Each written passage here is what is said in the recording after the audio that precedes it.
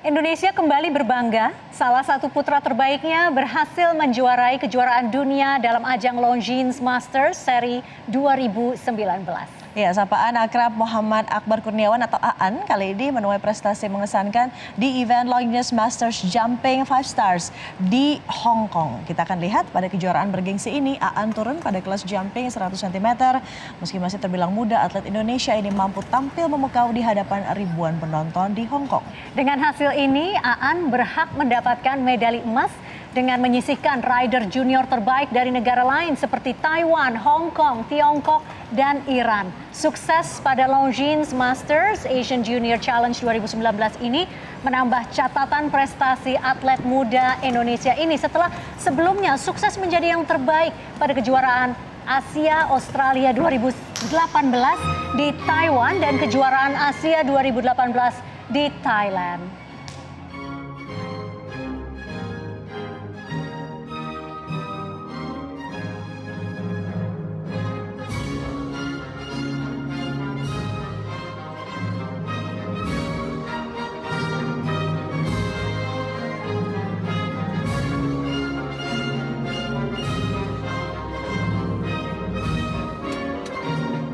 Dan atlet berkuda Indonesia Muhammad Akbar Kurniawan atau Aan membuat lagu Indonesia Raya barusan kita dengarkan ya bersama berkumandang di Hong Kong setelah menjadi juara pertama pada turnamen Equestrian Asian Junior Challenge 2019 yang merupakan bagian dari seri dunia Longines Masters. Lantas bagaimana cerita selengkapnya hingga Aan ini bisa meraih juara serta apa saja prestasinya di kompetisi berkuda? Langsung saja kita akan undang atlet keren Aan untuk bergabung. Silakan. Loh, kok nggak pakai kuda? Aan mana kudanya? Dan juga bergabung ini adalah manajer dari Aan, Mbak Salma, begitu ya? Halo Mbak Salma, Iya. kita boleh mendekat ke sini aja nggak ngelihat dulu pialanya. Ini dia yang sudah berhasil diraih oleh Aan kemarin. Yang Hong Kong terakhir yang mana nih Aan? Ini yang di Hong Kong. Oke. Ini yang Hong Ini Kong. yang di Taipei, Taiwan. Ini yang di Thailand, Bangkok. Oh banyak ya. Oke, luar biasa. Tapi sekali lagi selamat, ikut bangga ya bisa menjadi atlet terbaik pada ajang Longines Masters begitu ya. Tapi rasanya seperti apa? Usia 15 tahun sudah bisa mencapai prestasi membanggakan seperti ini, Aan.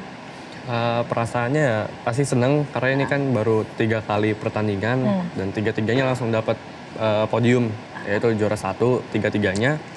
Ya seneng, bangga karena kan lawannya juga udah sering-sering. Nah itu aku kan baru Junior baru 15 tahun. Siapa sih yang ngajarin kamu jadi suka berkudaan? Kalau aku dari kecil emang suka sama kuda, suka hewan kuda. Nah terus dulu sama ayah sering diajak ke tempat wisata yang ada kudanya.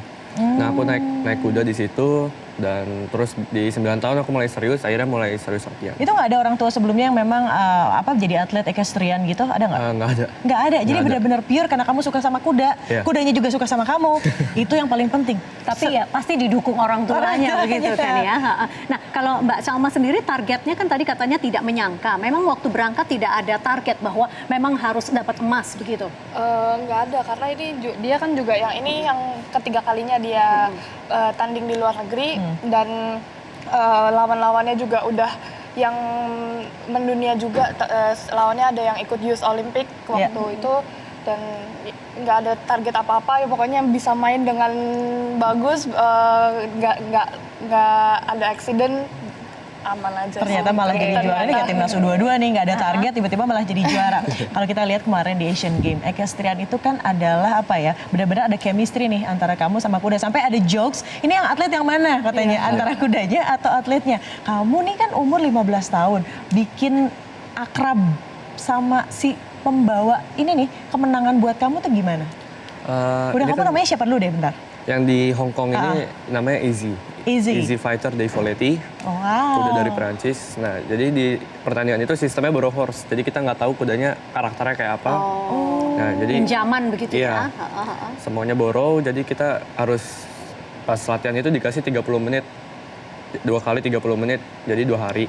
Lain dari di atas kuda itu kita bisa ke kandang, itu bisa dilus-lus atau dikasih wortel, dikasih treats. Iya ngobrol gitu Iya. ya supaya chemistry-nya kuat. Coba hanya Tapi 30 menit. ngobrol-ngobrolnya ngobrol batin juga kan ini kalau Iya, pakai suara. Pakai suara ya, tapi kan harus batin gitu ya, ada gesture-nya begitu ya. Nah, Iya.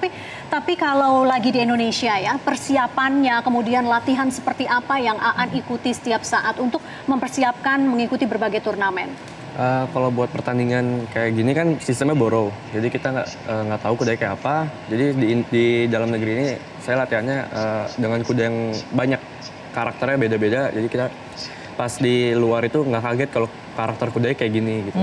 Oke, itu yang paling penting karena karakter kudanya menentukan pemenangannya. Iya. Boleh kita lihat lagi nggak sih bahas ini Aduh, pialanya? ya ampun, keren Boleh banget. teman-teman boleh di close up. Nah, ini loh yang Bukan kemarin. instan ya kalau mendapatkan trofi seperti ini ada kerja keras, keringat di balik kehadiran trofi seperti ini. Nah, ini dia maksud saya diperlihatkan kepada pemirsa. Tapi juga yang paling penting adalah cabang olahraga berkuda di Indonesia kan tidak terlalu populer. Betul. Sudah lebih dari 10 tahun sepertinya atletnya itu-itu saja. Iya. Nah, ini kamu berarti sudah diproyeksikan nih for the next equestrian player dari Indonesia. Ya udah termasuk kan ini kan diikutin ini berarti kan udah Ranking kamu naik ya? ranking di Indonesia juga naik buat junior atlet dan yang pasti kan juga ke depannya insya Allah bakal diikutin internasional yang lain ya pertandingan.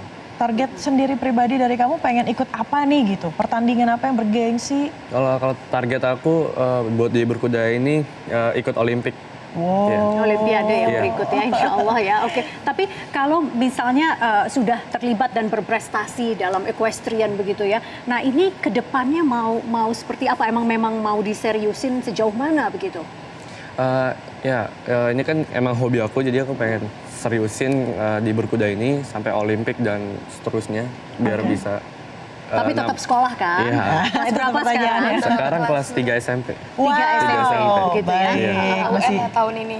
Tahun Iya, ini UN. ujian nasional tahun Iya. ini ya. Terus Berarti kamu gimana tuh bagi waktunya? Kan kalau sama sekolah udah dikasih kayak dikasih waktu. Kompensasi. Iya kompensasi. Jadi kalau misalkan sekolah sama kudanya nggak imbang, jadi sama sekolah kayak Awas ya, nggak boleh ya. gitu.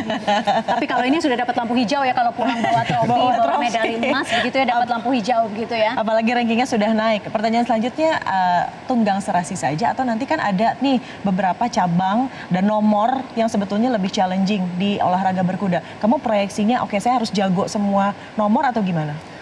Kalau aku targetnya semuanya harus bisa, tapi aku memfokuskan di yang jumpingnya. Iya. Nanti bingung tuh jumping atau galop. Gimana nih kamu mengatur apalagi soal kuda yang selalu mungkin kebanyakan dari event dipinjamkan terlebih dahulu daripada kamu membawa kuda sendiri. Caranya kamu untuk ngakalin itu gimana? Kalau buat ngendalin kuda yang kita nggak tahu ya, kayak yang tadi aku bilang di bawah kuda juga harus pendekatan juga kayak ngasih wortel. Sama kita kalau di dalam pertandingan kita harus tenang, nggak boleh panik. Kalau kita panik, kuda ikut panik. Betul. Sekarang ini tenang atau panik? Tenang aja gitu ya. Udah biasa begitu ya. Tapi Mbak Shalma sebagai manajer begitu ya, bagaimana mempersiapkan program apa yang dipersiapkan khusus untuk Mas Aan ini untuk menghadapi berbagai turnamen ke depan? Kalau misalkan seperti yang sistem borrow horse itu di Indonesia ini ya kan setiap minggunya dan setiap latihan itu naik kudanya yang berbeda-beda. Jadi dia setiap latihan bisa naik kuda ya 6 ekor yang berbeda. Jadi dia harus bisa mengontrol kuda yang karakternya berbeda-beda, skillnya berbeda-beda. Maka dari itu latihannya pun dia menggunakan kuda yang berbeda-beda setiap latihannya. Dan saat ini latihannya di mana? Kita latihan di Pulau Mas, ya? awal kita latihan di Pulau Mas, tapi sekarang kita latihan di Kurnia Stable, stable kita sendiri, itu di Gadok. Oke. Oke, tapi kemarin pas ngikutin lomba yang katanya kan ini paling sulit, banyak negara. Negara mana yang sebetulnya paling stunning, paling bright prestasinya dibandingkan dengan Indonesia? Kalau negara buat di berkudanya yang istilahnya yang paling bagus itu di daerah-daerah Eropa, kayak Jerman, Belanda, ya dari sana-sana. Justru dari Jerman Belanda. Tapi ada nggak kuda nih yang sudah kamu mungkin incar dari lama? Kalau nanti saya ikutan Olimpik, saya mau bawa kuda ini, siapa kudanya, terus kenapa alasannya? Kalau itu Ada apa sih kudanya yang namanya Lady Zentola. Lady Zentola. Lady Zentola. Kenapa dikasih nama Lady Zentola? Ya karena kan itu betina, jadi ada lady-nya gitu. Oh, because she's a lady. Iya. Oke. Terus kenapa Terus- kamu pengen bawa dia? Karena kuda itu kan udah bisa buat kelas kayak 140 ke atas, 140 cm ke atas. Dan di Olimpik itu ketinggiannya 140 ke atas juga, jadi kuda itu bisa cocok buat Olimpik. Jadi sesuai dengan SOP. Kamu suka browsing gitu nggak sih kuda dari negara-negara mana saja kan tidak lokal. Mohon maaf untuk mengikuti kompetisi internasional itu memang sudah ada standar yang tadi disebutkan oleh Aan. Kamu suka browsing gitu nggak sih kudanya dari mana nih gitu yang paling bagus? Itu sering sih, biasa kuda-kuda yang paling bagus ya juga dari negara kayak Jerman, Belanda, karena kebanyakan style atau stable mereka yang bagus-bagus itu di daerah sana. Oke, jadi Eropa masih menjadi kiblat ya dari Tapi berkuda. kalau prestasi yang luar biasa ini tidak didukung oleh sponsor maupun dana yang memadai. Nah ini selama ini biasanya latihan dan dukungan dana itu datangnya dari mana Mbak? Kalau selama ini untuk dana itu masih dari kita sendiri. Pribadi, ini Ya, pribadi ya? Tapi kalau misalkan ya kita berharap ke depannya mungkin pemerintah bisa lihat kalau misalkan ada atlet anak bangsa kita yang bisa membawa nama Indonesia ke luar negeri, mengharumkan nama Indonesia, mungkin bisa dibantu dengan Diberikan dukungan. Ya, diberikan dukungan. Sudah audiensi lainnya. dengan Menteri Olahraga? Untuk saat ini hanya untuk saat ini baru sudah didukung oleh Kemenpora juga. Oke. Iya, gitu. Jadi selama ini sudah ada bentuk dukungannya. Mungkin mau say something buat teman-teman yang juga pecinta kuda ternyata bisa jadi atlet kuda atau mungkin kepada Pak Menteri langsung silakan Aan apa yang mau disampaikan? Buat teman-teman sendiri tetap semangat latihan berkuda, jangan pantang menyerah, juga jangan tinggi hati.